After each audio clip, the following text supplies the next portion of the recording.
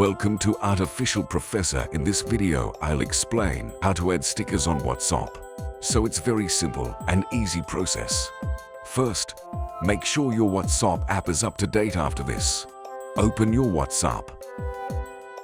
Now go to your chat in which you want to send sticker, like I will send to this friend. Now simply tap on this emoji icon. So here are the three things: emojis and the gifts. And here is the option sticker, tap on this one. So here are the stickers on WhatsApp. If you want to add more than simple, tap on this plus sign. Here are all the stickers of WhatsApp, which are currently available on WhatsApp. Want to download? Then simply tap on this download icon so it start downloading.